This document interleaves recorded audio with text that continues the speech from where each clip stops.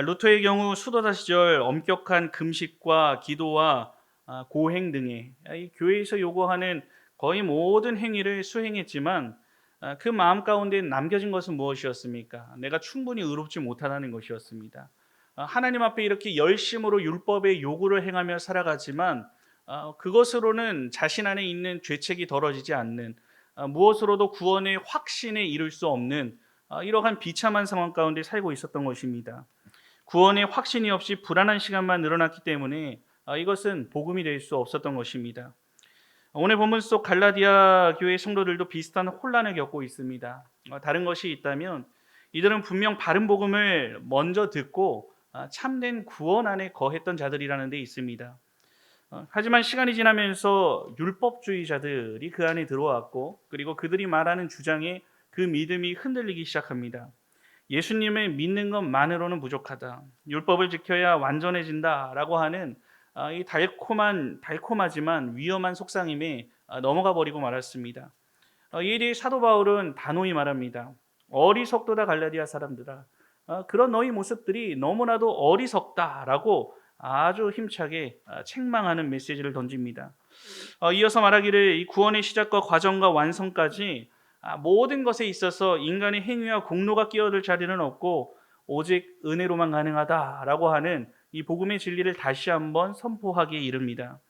오늘 주신 말씀을 통해 우리에게 주어진 이 구원의 시작과 그 구원이 맞춰지기까지 하나님의 은혜와 인간의 행위가 어떻게 작용하고 영향을 미치는지 함께 생각하며 은혜를 나누고자 합니다. 첫 번째로 구원의 시작은 오직 말씀을 통한 믿음으로 주어집니다. 오늘 본문 말씀 1절과 2절 말씀 합독해서 읽어보겠습니다. 시작. 어리석도다 어리석도다. 갈라디아 사람들아, 예수 그리스도께서 십자가에 못 박히신 것이 너희 눈앞에 밝히 보이거늘 누가 너희를 꾀더냐? 내가 너희에게서 다만 이것을 알려하노니 너희가 성령을 받은 것이 율법의 행위로냐 혹은 듣고 믿음이로냐. 아멘. 아멘.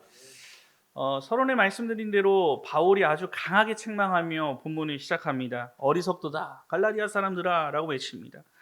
이 외침을 알면서도 잘못된 길을 선택하는 무지와 미련함을 지적한 말입니다. 갈라디아 교회 성도들은 바울을 통해서 이미 십자가와 그리고 구속이라는 복음의 핵심 진리를 제대로 받았습니다. 그리고 그것을 받아들였고 구원함에 이르게 되는 길까지 나아갔었습니다. 그럼에도 지난 시간까지 지속적으로 등장했던 율법주의자들의 거짓 복음에 미혹되었습니다. 이들의 주장이 무엇이었습니까? 예수님을 믿는 것만으로는 부족하다. 어떻게 영생이라고 하는 영원히 살게 되는 그 구원의 복, 하나님과 영원히 거하게 된다는 이 놀라운 은혜를 얻게 되는데 믿는 것만으로 가능하다는 것이냐? 절대 그럴 수 없다. 율법에서 요구하는 이 정도는 함께 해줘야 되지 않겠느냐? 믿음을 부인한 것이 아니라 그 믿음과 함께 이 정도는 해줘야 되지 않겠느냐라고 하는 말이었습니다. 언뜻 듣기엔 합당한 말이었지만 이것은 예수님의 가르침이 아니었습니다. 그런데 이러한 말에 갈라디아 교회 성도들이 넘어갔다는 것에 대해서 오늘 사도 바울은 어리석도다라고 갈라디아 교회 성도들을 책망하는 것입니다. 이전에 바울은 갈라디아 교회 성도들이 모인 자리, 즉 이 사건이 있기 전에 갈라디아 교회 성도들이 모여 있을 때에 공개적으로 설교를 한 바가 있습니다. 그 설교의 핵심은 분명한 복음의 메시지였습니다. 단순히 정보를 전달하려는 수준이 아니었습니다. 이 복음이 복음되는 핵심 메시지인 예수 그리스도의 십자가가 너무나도 분명하고 생생하게 선포된 자리였습니다. 그 순간은 마치 예수 그리스도가 그 말씀이 선포되는 자리에서 예수님이 나타나 성도들 앞에 못 박히신 것과 같은 같이 생생하게 보였을 정도로 성도들의 마음 가운데 깊이 각인된 메시지였습니다. 바울은 과거의 그 순간을 떠올리며 말하고 있는 것입니다. 1절 하반절에 예수 그리스도께서 십자가에 못 박히신 것이 너희 눈앞에 밝히 보이거늘, 지금 갈라디아 교회 성도들은 그 생생한 메시지를 들었음에도 유대 율법주의자들의 꾀임에 빠져서 다시 이전으로 돌아가려 했기 때문에 어리석도다라고 강하게 질책했던 것입니다. 또 바울은 이들을 다시 돌아오게 하기 위한 본질적인 질문을 던지고 있습니다. 2절을 보시면 너희가 성령을 받은 것이 율법의 행위로냐 혹은 듣고 믿음으로냐 라고 하는 양자택일의 질문입니다. 바울은 갈라디아 교회 성도들이 이미 말씀을 듣고 믿음으로 성령을 받았다는 이 사실을 너무나도 잘 알고 있었습니다. 지금 바울은 이 사실에 대해서 몰라서 질문하는 것이 아니라 너희들은 이미 알고 있지 않느냐라고 하는 전제 아래서 이 사실을 스스로 생각해보고 믿음으로 말미암는 그 복음으로 돌아오길 바란다라는 애타는 마음을 가지고 질문했던 것입니다. 물론 이에 대한 답은 무엇입니까? 율법에 대한 행위가 아닌 오직 믿음입니다. 그리고 이것은 갈라디아서 1장과 2장을 통해서 지속적으로 반복되어 온 복음의 핵심 가치였지만 오늘 본문은 한 가지를 더하고 있습니다. 반복되는 그 메시지 가운데 오늘 본문에서는 새로운 한 가지를 더하고 있는 것입니다. 무엇입니까? 바로 들음이라고 하는 개념이 새롭게 도입되었습니다. 이 갈라디아서 이후에 기록된 로마서는 좀 더 구체적으로 이 구원과 들음에 대한 상관관계에 대해서 선포하는 장면이 있습니다. 로마서 10장 14절에서 17절인데요. 우리 중요한 구절이니까 한번 찾아보도록 하겠습니다. 로마서 10장 14절에서 17절의 말씀입니다. 시작. 그런즉 그들이 믿지 아니하는 일을 어찌 부르리요? 듣지도 못한 일을 어찌 믿으리요? 전파하는 자가 없이 어찌 들으리요? 보내심을 받지 아니하였으면 어찌 전파하리요? 기록된 바 아름답도다 좋은 소식을 전하는 자들의 발이함과 같으니라. 그러나 그들이 다 복음을 순종하지 아니하였도다. 이사야가 이르되 주여 우리가 전한 것을 누가 믿었나이까 하였으니 그러므로 믿음은 들음에서 나며 들음은 그리스도의 말씀으로 말미암았느니라. 아멘. 믿음은 어디서부터 얻게 된다라고 말합니까? 들음에서 난다는 것입니다. 무엇을 듣습니까? 그리스도의 말씀이다라고 분명히 기록되어 있습니다.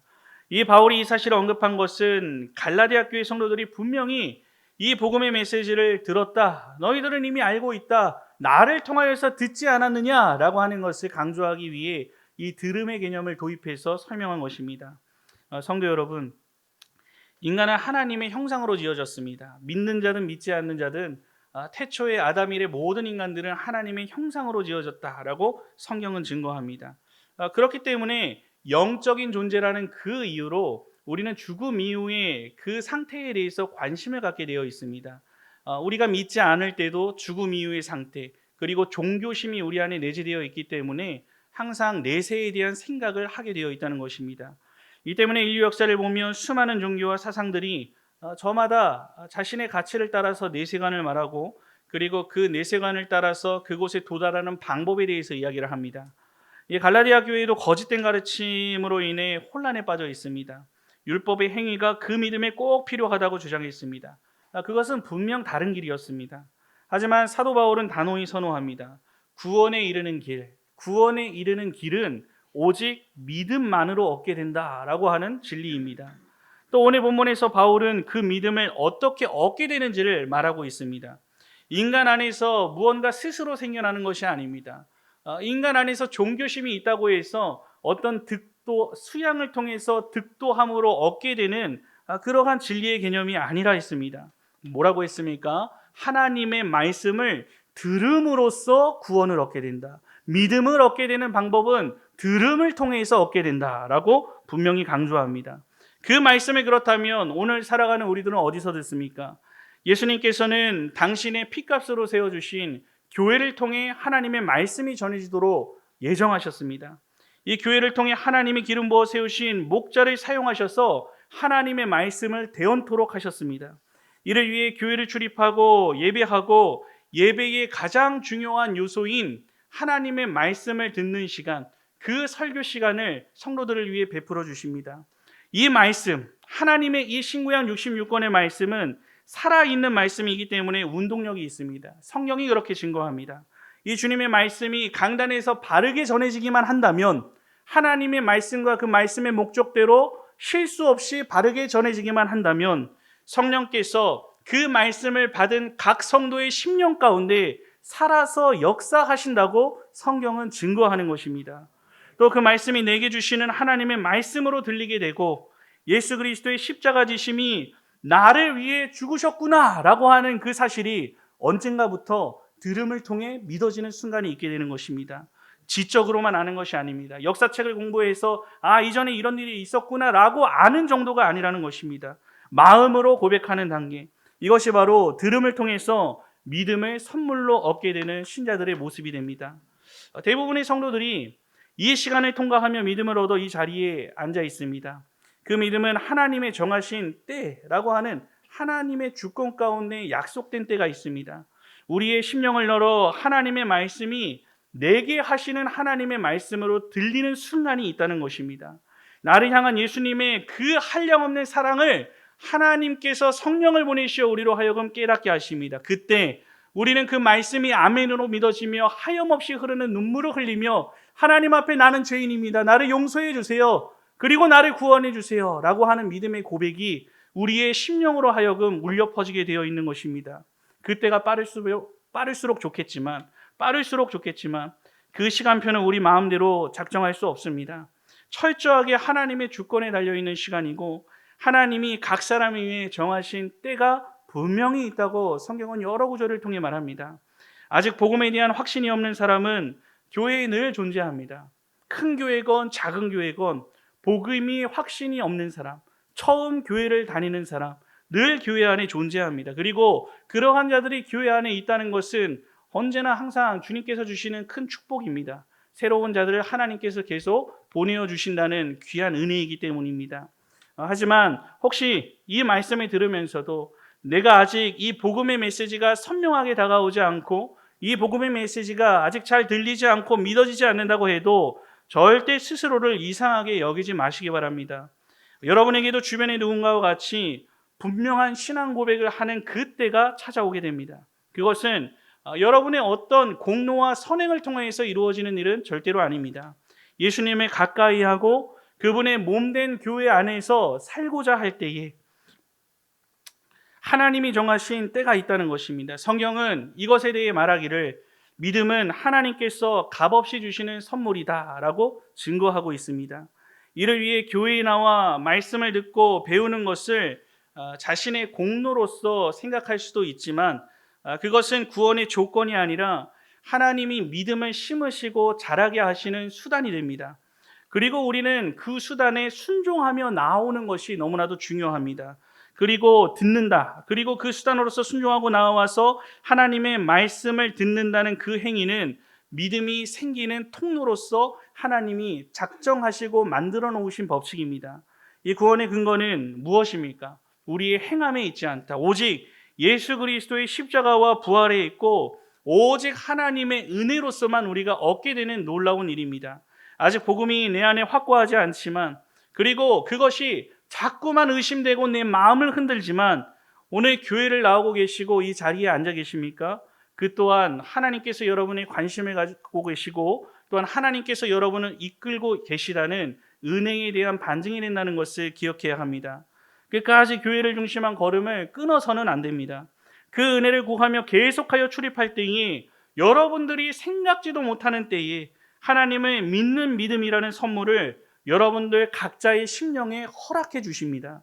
핵심은 무엇입니까? 구원의 근거는 예수 그리스도께서 십자가에 못 박힌 사건에 근거한다는 것입니다. 다른 어떤 행위도 우리에게 구원을 가져다 줄 수 있는 것은 단 하나도 없습니다.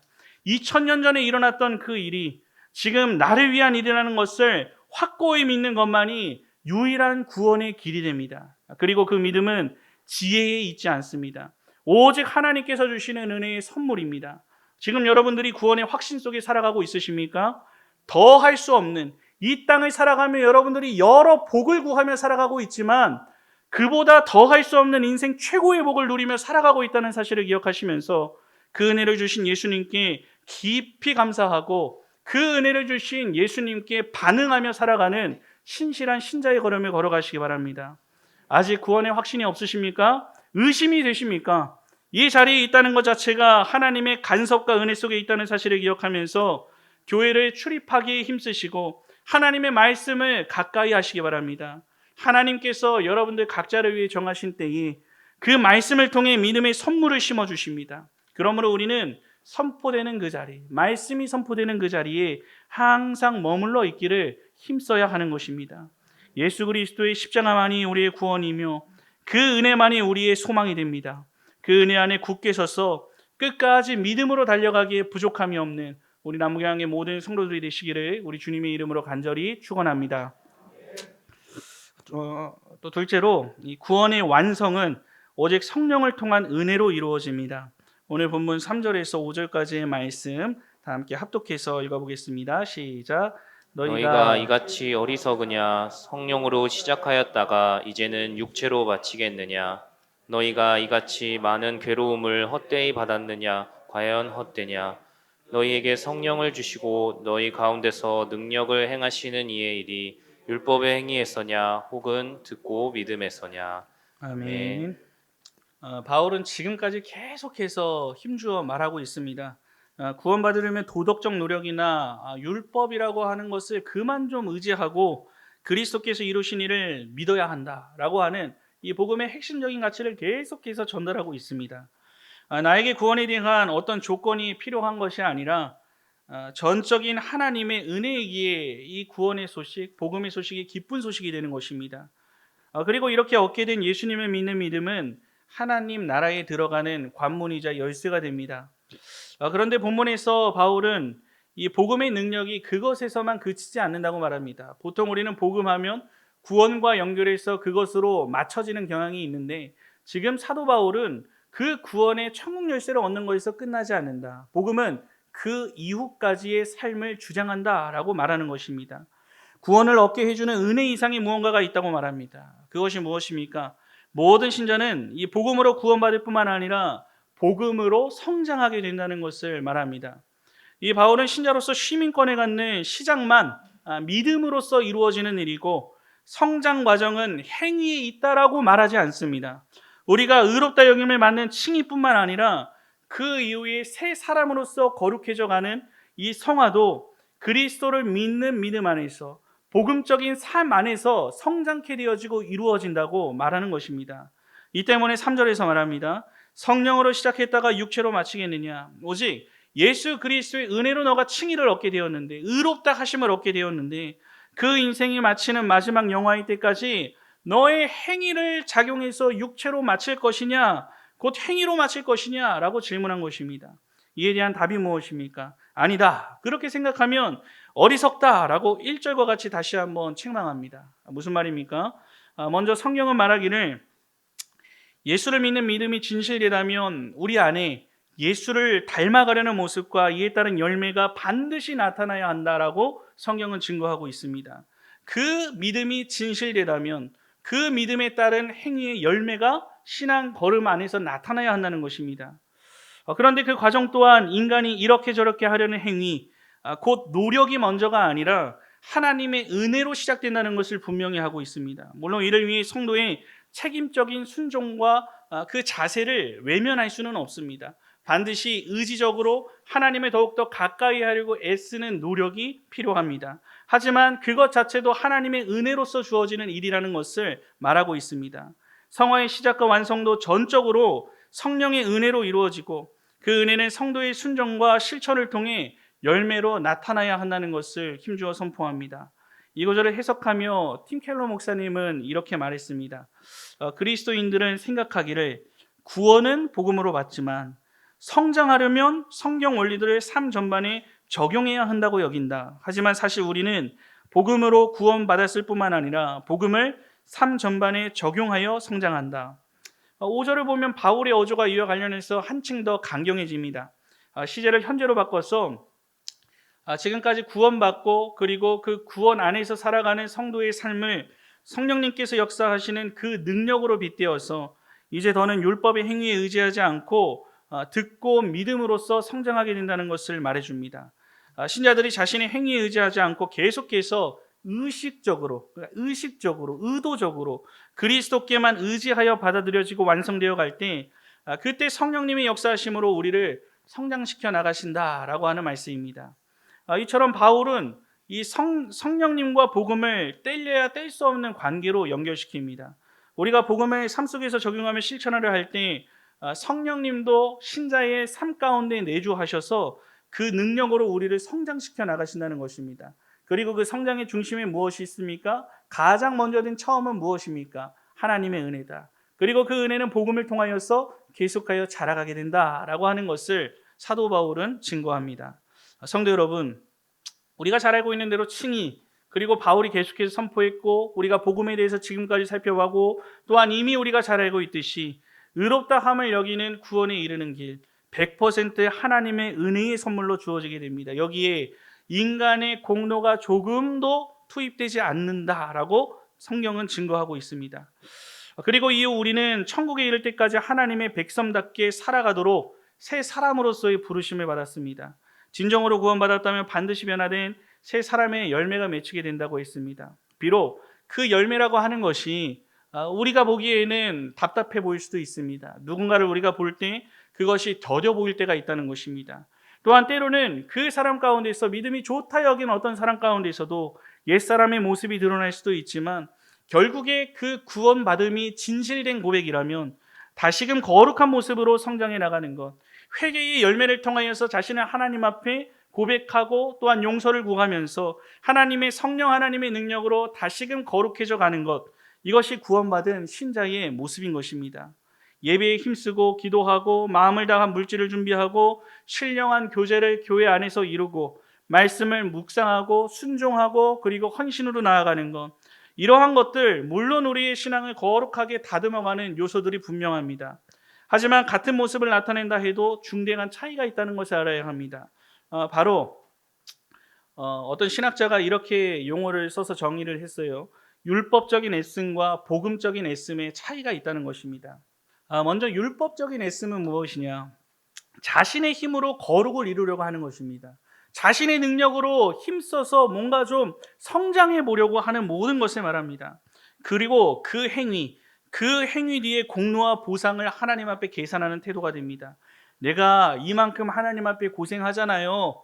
내가 낮과 밤 쉴 새 없이 우리 성도들 얘기하는 거 아닙니다. 새벽 기도회까지 이렇게 졸린데 내가 나오잖아요. 내가 이렇게 바쁜데 먼 길 오가잖아요. 하나님, 그러니 이 정도는 나한테 해주셔야죠 라고 하나님과 거래하듯이 그렇게 신앙생활을 하면서 마치 내 바람대로 이루어지지 않을 때 실망하고 돌아서 버리는, 이런 것도 소용없구나, 힘 빠져버린 바람 빠진 풍선처럼 또 기력을 잃어버리고 신앙생활을 걸어가기를 포기하고 주저하는 이러한 모습입니다. 또 어떤 모습이 있습니까? 남이 알아주기를 바랍니다. 하나님이 아닌 사람 앞에서 자기 자신을 자꾸만 드러내려고 하는 모습입니다. 율법주의자들이 나타냈던 바리새인과 같은 대표적인 모습이라 할 수 있습니다. 반면에 복음적인 애씀이란 무엇이 되겠습니까? 주님께서 아무런 대가 없이 나를 찾아오셨구나, 십자가 피로 나를 구원하시고 그 사랑을 확증하셨구나 라고 하는 그 놀라운 사실 때문에 은혜에 대한 감사와 사랑으로 마땅히 순종하는 것, 내게 주시는 것이 비록 고난일지라도 예수님께서 나를 위해 보여주신 그 사랑과 은혜 때문에 나는 주님과 함께 그 길을 걸어가겠습니다 라고 하나님 앞에 절대적으로 순종하며 내 모든 것들을 하나님 앞에 내어 드릴 수 있는 것, 이것이 바로 복음적 애씀의 모습이 되는 것입니다. 이름 없이 빚도 없이 주님을 위해서 기꺼이 살아가기를 원하고 어떻게 해서든지 그 주님과 가까이 살아가기를 원하는 신령한 모습이 됩니다. 존 칼빈은 이 기독교 강요에서 말했습니다.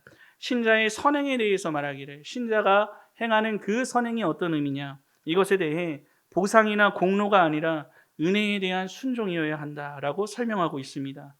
정리하자면 성화를 향한 우리 애씀의 동기가 공로를 세워 하나님께 인정받고 무언가 얻어내려는 것이 아니라 이미 주신 은혜의 감사와 사랑에 대한 응답일 때 그것은 하나님 앞에 복음적 애씀이 되는 것이고 우리의 신앙을 온전히 성장시켜 나가는 분명한 수단이 된다는 것을 기억해야 합니다. 우리는 이러한 복음적 애씀을 통해 열매를 맺기 위해 성도편에서 나타내야 할 책임과 순종이 있다는 것을 분명히 알고 있습니다. 예배를 통한 말씀을 사모하는 그 마음, 그 걸음, 그리고 기도하는 것, 힘써 봉사하는 것, 영적 교제를 이루는 것, 모든 것, 여러 영적인 일들 우리는 힘써서 순종하고 교회의 일들 앞에 적극적으로 참여할 수 있어야 합니다. 하지만 우리가 기억해야 할 것은 무엇입니까? 내 의지에 앞서서 하나님의 은혜로서 출발한다는 사실입니다. 영적인 선한 일을 행함하는 모든 것이 하나님의 은혜로 주신 선물이라는 것입니다. 그렇기 때문에 우리 편에서 자랑할 것이 있겠습니까? 여러분, 남들보다 무언가 더 하나님 앞에 신실하게 나아가는 것이 있습니까? 하나님이 더하는 은혜를 여러분들에게 주신 것입니다. 그렇기 때문에 우리는 사람들 앞에 무언가 보일 것이나 자랑할 것이 아무것도 없습니다. 내가 더 많이 했다고 교만할 수도 없습니다. 그리고 내가 더 많이 한 그 이유 때문에 남을 정죄할 수도 없는 것입니다. 성령으로 시작했지만 육체로 마치는 인생이 아니라 오직 은혜로 시작하여 은혜로 맞춰지게 되는 인생을 우리가 살아갈 수 있어야 합니다. 이 구원의 시작인 칭의와 또한 과정인 성화와 마지막 영화에 이르기까지 모든 순간이 어떻습니까?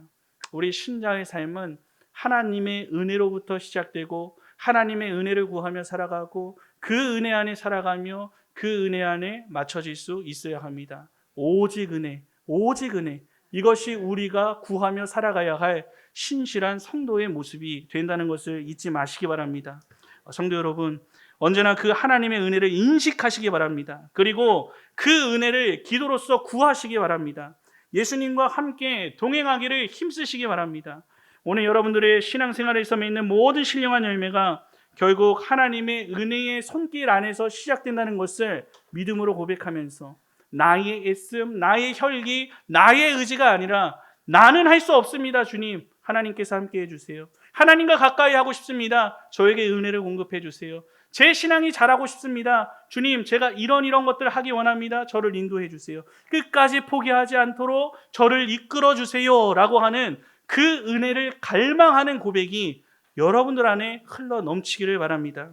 우리가 부르는 찬송의 그 고백처럼 모든 것이 하나님의 은혜임을 알고 언제나 구원받은 성도답게 이 땅을 살아가는 동기와 결단과 실제적 행함과 또한 베푸시는 그 열매들까지 모든 것이 다 하나님의 손길로 시작되고 맞춰진다는 것을 기억하며 그 은혜를 풍성히 누리기에 부족함이 없는 우리 남부교양의 모든 성도들이 되시기를 우리 주님의 이름으로 간절히 축원합니다. 우리 사랑하는 남부교양의 성도 여러분, 우리 몇 주 전부터 복음에 대한 메시지를 살펴보았습니다. 복음이 무엇이냐, 그리고 복음적인 삶이 무엇이냐, 복음을 통한 신앙생활이 어떻게 이루어지느냐, 그리고 오늘 마지막 시간을 통과하며 우리에게 주어진 복음이 처음부터 끝까지 하나님의 은혜로 주어진 것이다 라고 하는 내용을 살펴보았습니다. 우리는 말씀을 들음으로 믿음을 얻게 되었습니다. 성령의 역사로 새 생명을 시작하게 되었습니다. 그리고 그 믿음은 우리의 힘으로 지켜내는 것이 아니라 성령께서 친히 우리 안에 역사하심으로 끝까지 하나님께서 은혜로서 지켜주십니다. 부족한 내 편에 구원의 여부가 달려있지 않다고 했습니다.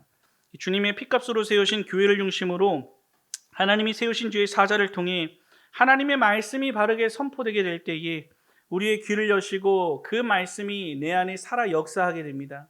그리고 그 말씀이 내 안에 믿어지게 되고 그 말씀이 내 삶의 근원이 됩니다. 그 말씀으로 결단하게 되고 그 말씀으로 나의 죄악을 돌아보게 됩니다. 그리고 그 말씀으로 하나님을 위해 살아가고 그 말씀으로 교회를 위해 결단하고자 하는 삶, 그 삶을 통해 우리의 신앙은 성장해 나가고 하나님께서는 우리의 신앙의 연단을 위해 그렇게 역사해 주신다는 것입니다. 하지만 우리가 그때 아직까지 이 믿음이 없는 자는 이러한 은혜를 누리는 때가 언제인지 아무도 알 수가 없습니다. 하지만 언제나 그 부르심에 순종하면서 교회 중심의 삶을 그분들이 힘써 살아가게 될 때에 2000년 전의 십자가 사건이 오늘 바울의 외침과 같이 오늘 우리의 눈앞에 밝히 보이는 내 앞에서 살아서 역사하시는 오늘 현재의 일로 보이는 놀라운 은혜를 누리게 된다는 것을 기억하시기 바랍니다. 하지만 구원의 확신 속에 살아간다고 해도 우리는 자주 넘어지고 다시 육체의 것을 붙잡고 살아가려고 합니다. 그러나 그때마다 주님은 우리를 다시 그 십자가 앞으로 불러주십니다. 그리고 그 은혜로 예수님을 다시 부여잡도록 이끌어 주십니다. 주님만 의지하도록 하시고 주님의 뜻을 따라 주님이 기뻐하시는 일을 쫓으며 살도록 우리를 이끌어 주십니다. 이것이 하나님이 우리를 인도하시는 방식이고 포기하지 않으시는 하나님의 사랑의 은혜입니다. 그리고 그런 삶을 살아갈 때 주님은 우리의 신앙길에서 예수님을 닮아가는 거룩한 모습으로 우리를 점점 변화시켜 나가십니다. 예수님을 닮아간다. 우리의 모습이 점차적으로 성화되어 거룩한 모습을 나타내는 것입니다. 이렇게 은혜로 신앙의 걸음을 이끌고 가신 주님께서는 끝내 영화에 이르는 자리까지 우리를 친히 이끌고 인도해 주시는 것입니다. 내 편이 아닌 하나님 편에 있습니다. 내가 애씀으로 얻어지는 것이 아닌 하나님께서 그 모든 일들을 이루어 주십니다. 구원에 대한 확신과 영혼의 삶까지 이어지는 것은 나의 노력으로 이어지는 것이 아니라 이미 구원하신 여러분들을 하나님께서 붙들고 끝까지 인도하시는 것입니다. 우리는 그러한 은혜 가운데 놓여 있는 신자입니다. 그 은혜를 받은 신자가 비록 방종으로 나아갈 수 있다는 유혹 가운데 빠질 수 있지만 결코 그렇지 않습니다. 진정한 은혜를 받은 신자는 아무렇게나 살아도 되겠네라고 절대로 생각하지 않습니다. 진정으로 구원받은 신자는 자신의 모습을 하나님 앞에서 항상 애통해하며 나는 세리와 같이 죄인입니다 라고 주님 앞에 간절한 은혜를 사모하고 하나님과 더욱더 가까워지기 위해 한 걸음 한 걸음 애쓰며 살아가게 되는 것, 이것이 진정한 구원을 받은 성도들의 성화의 과정 가운데 나타나는 모습이 된다는 것을 기억하시기 바랍니다. 그렇기 때문에 끝까지 낙심하지 마시기 바랍니다.